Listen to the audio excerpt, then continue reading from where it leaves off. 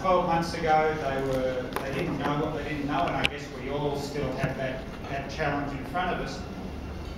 But the journey that they've taken and the journey that we'll work through today leaves them in a very different place, and there are some particular learnings from that process that we think are very interesting. The lessons are not so much about, Roger, have you got the slide thing for us? The lessons are not so much about sales today, but it's very much about engaging with the consumer audience, and there are lessons that will be directly transferable through to the sales consideration. And the critical factors, as you'll see as we take you through it, are very much the need for management support, the understanding of yourselves and your senior management in what the issues are and the best way to address them, and taking a strategic and a proactive approach to the work that needs to be done. Thanks, Jeff, and good afternoon, I think it is, everyone. First of all, thanks to Graham for the intro. Outing me as a Kiwi in the run-up to a Bledisloe Cup match is appreciated, as is outing me as a Labor supporter in the middle of a federal election. So that's quite a tough start. But look, thanks for coming along today. As Jeff said, we wanted to talk you through some of the experiences we had at Cadbury in the social media space, some good and some bad, and most importantly, how we learned from the bad to reflect positively on the good. I think the start for 10 from my point of view is to say we entered our initial difficulties in a pretty good space. Cadbury had been voted the most trusted brand in Australia 6 years in a row, and we followed that up with 7 years in a row on the other side of the Tasman in New Zealand. So we were doing a lot of things well. Our marketing team had won a lot of awards, was well respected.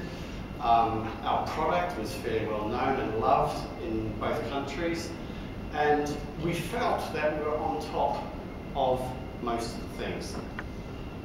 I guess that was our first mistake. This is what I would describe as our Houston we have a problem slide.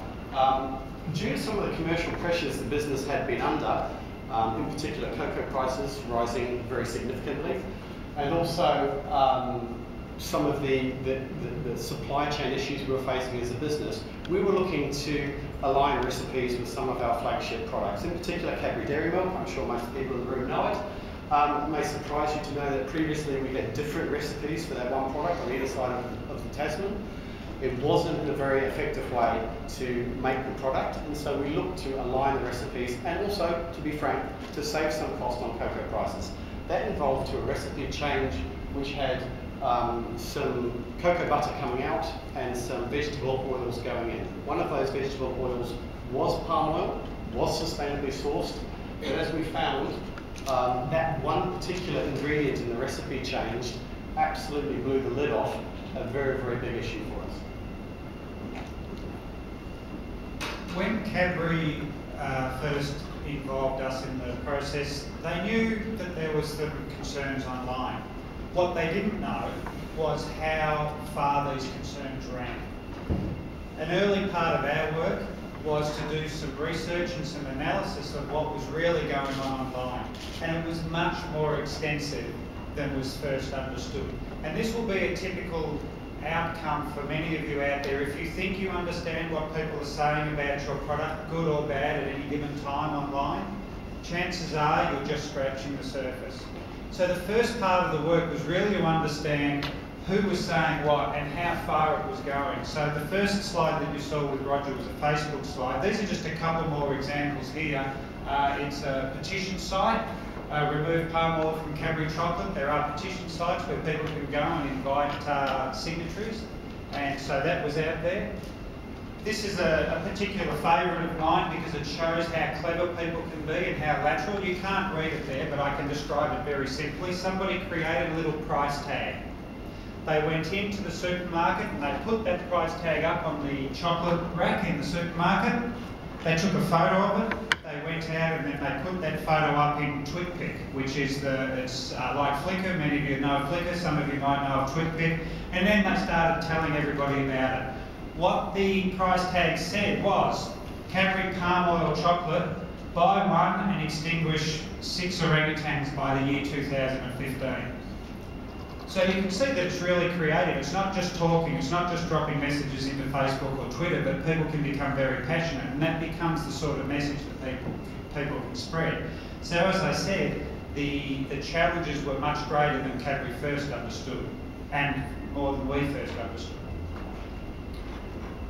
I think one of the things which struck me at this time was that as someone who was responsible for looking after the communications and the corporate affairs for Cadbury, I felt that we were pretty solid, pretty much on top of most of the relationships which were impacting on our business. We knew the journalists who wrote about us and our products regularly. We knew most of the NGOs. We had good relationships with most of the politicians and other stakeholders who were interested in writing about our product. Chocolate generates a lot of interest. Candy generates a lot of interest. So we were aware that it was quite a diverse landscape out there of people interested in what Cadbury was doing.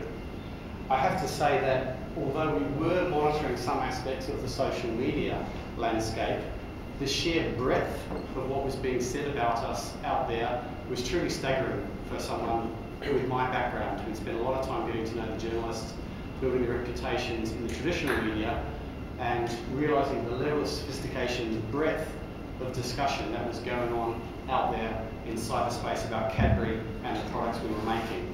I think one other thing struck me at this time quite powerfully was that on two fronts we were exposed as a business. One was that we weren't really maximising the commercial opportunity of these type of channels. This is just a small selection of them, but we were clearly missing a trick if we were only targeting more traditional forms of media.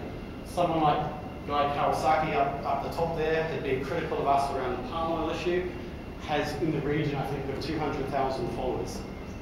That's more than some local and regional newspapers in certain parts of the landscape we're looking after, and we really ignored building that relationship and getting to know some of the key players in this particular space. So we needed to change that, but we were playing catch up at this stage. I think the interesting point about this slide is that if it was broad, it was also deep, and it was also growing pretty quickly, this particular crisis.